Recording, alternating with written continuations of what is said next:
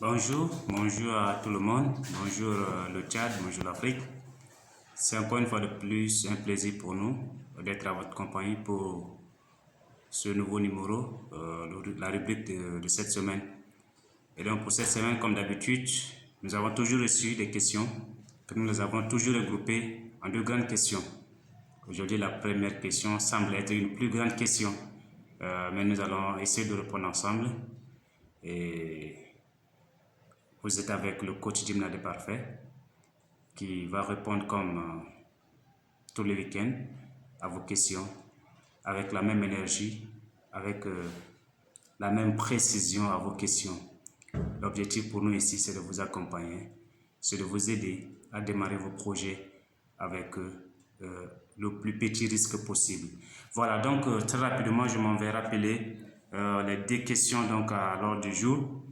Nous avons un de nos lecteurs qui nous disait, d'abord il raconte une histoire. Je travaille actuellement sur la création d'une ferme agricole au Tchad, non loin de N'Djamena. Et on a déjà acquis un terrain, on a construit un hangar avec une source d'eau solaire.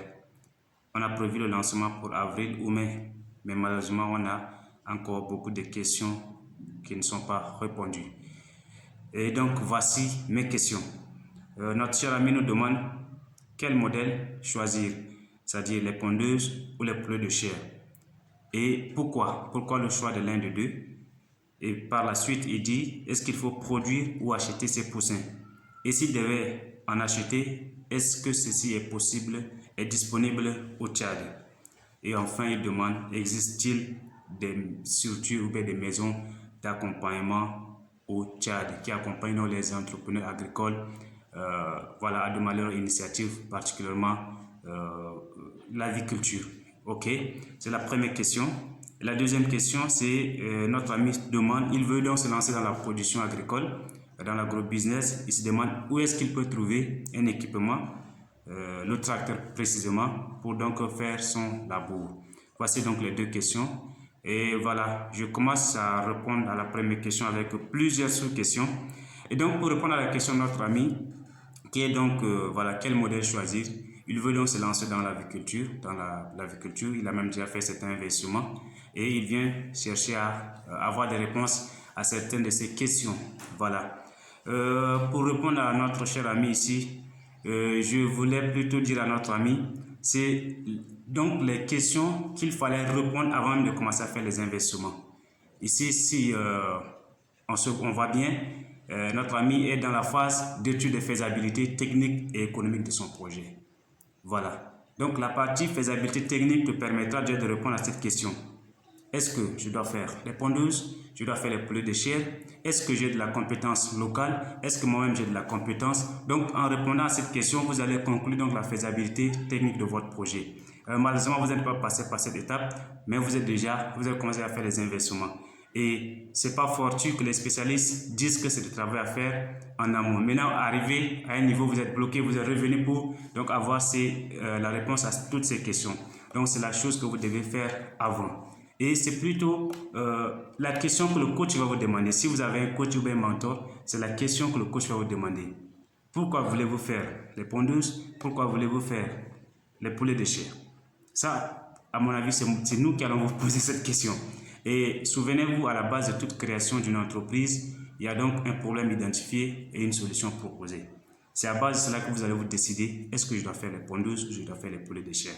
Si vous avez identifié un problème et que le besoin en consommation des œufs est élevé et les œufs que les gens consomment ne sont pas peut-être homologués, alors vous allez décider de produire des œufs qui seront donc homologués pour donc mettre à la disposition des citoyens tchadiens.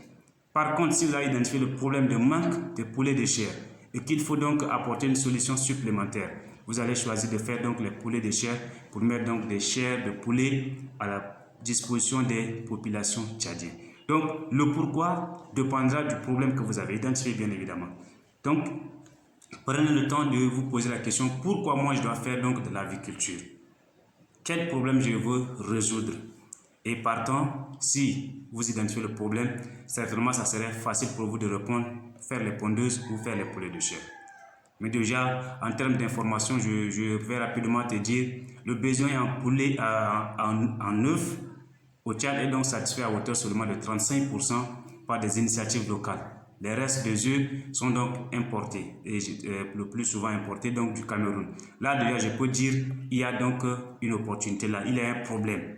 Nous avons donc des populations tchadiennes à nourrir qui ont besoin de se ravitailler par les œufs, mais qui n'en trouvent pas.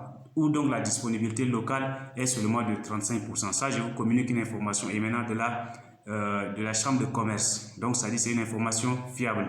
Et sur cette base, déjà, vous pouvez vous décider soit de faire les pondeuses. Voilà.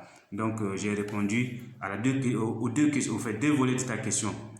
Si je dois faire les pondeuses, pourquoi? Si je dois faire les poulets de chair, pourquoi? J'en ai répondu à ces deux questions, deux volets de questions. Et est-ce qu'il faut-il produire ces poussins ou en acheter? Naturellement, on nous dit en management, il faut plutôt louer que d'acheter. Oui, ici, louer pour moi, c'est acheter les poussins. Parce que produire toi-même, c'est ça que moi j'appelle acheter. Parce que tu vas devoir avoir donc des équipements pour produire tes poussins. Et combien tu vas investir pour installer donc le dispositif pour produire le poussin et en combien de temps tu dois avoir un retour sur investissement. Donc il faut essayer de voir ça. C'est pourquoi en management on dit vaut mieux louer que d'acheter. Donc au fil du temps, quand tu vas te faire assez de chiffre d'affaires, peut-être tu vas décider d'installer dans ton unité de production de poussins. Et entre-temps, peut-être tu vas identifier une nouvelle cible, peut-être qui est aussi prête à prendre avec toi des poussins. Parce que jusqu'à aujourd'hui, nous n'avons pas encore une structure qui produit des poussins au Tchad. Tout simplement parce qu'il n'y a pas de demande en ce sens-là. Mais si je dois investir 2 millions, 3 millions, 5 millions pour avoir une unité de production des poussins, pour moi-même, est-ce que c'est nécessaire? Tout dépend à toi de répondre à ces questions. Sinon, moi, je dis tout simplement, vaut mieux louer que d'en acheter. Surtout quand on démarre une activité. Il faut toujours contrôler les investissements ou bien les charges fixes. Voilà. Et aujourd'hui, avec la situation de crise, dans tous les deux cas, c'est compliqué. Acheter, il faut faire des équipements. Ça aussi, avec le problème de coronavirus, les vols sont interdits, donc c'est difficile d'importer dans tous les deux cas. Donc vous devez importer les équipements ou bien importer vos poussins, ça semble difficile. Alors comme nous l'avons déjà répondu dans nos rubriques précédentes, le mieux peut-être de pouvoir vous reconvertir dans une autre activité, le temps que les choses se stabilisent avant que vous reveniez sur votre idée de projet principal. Ou alors, vous attendez doucement jusqu'à ce que la crise prenne fin. Alors, jusqu'à quand la crise va durer? C'est à vous de répondre aussi à cette question.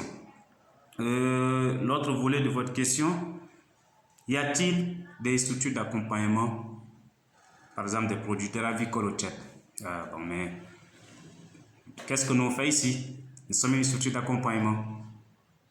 On accompagne les jeunes entrepreneurs agricoles. Nous sommes donc un incubateur. Agrobusiness Incubator, c'est un incubateur, c'est un hub de l'innovation agricole. Donc nous accompagnons les jeunes, tant urbains que ruraux, dans le processus de mise en œuvre de leurs projets agricoles. Et au-delà de nous, il y a aussi le ministère de l'Agriculture qui est là, il y a ANADER qui est là. Et donc, il y a forcément des personnes qui pourront vous aider sur un point ou un autre point. C'est très important. Même s'ils n'ont pas un programme d'accompagnement continu, répondre à une question précise, il y a des gens qui pourront donc répondre. Mais déjà, peut-être moi, je vais vous inviter à tout simplement rejoindre Agrobusiness Incubator pour vous permettre donc de travailler profondément sur votre projet. Il faut connaître vraiment son marché, il faut identifier réellement son problème avant de proposer donc son produit ou service. Voilà, j'ai fini ainsi avec la première question. Je m'en vais attaquer la deuxième question qui est donc où trouver un équipement, particulièrement le tracteur pour donc faire son labour. Nous avons notre jeune frère qui veut se lancer dans l'agro-business et il veut produire pour la campagne qui arrive. Il est autour de N'Djamena. Alors, les tracteurs généralement on les trouve dans les bureaux de ONDR ou bien de ANADER. Voilà, dans les locaux de ANADER. Ça c'est ce qui est donc officiel. Mais à défaut, il y a aussi des particuliers qui disposent donc de cet équipement-là pour faire donc l'activité dont tu pourras juste payer le service auprès de ce prestataire privé-là.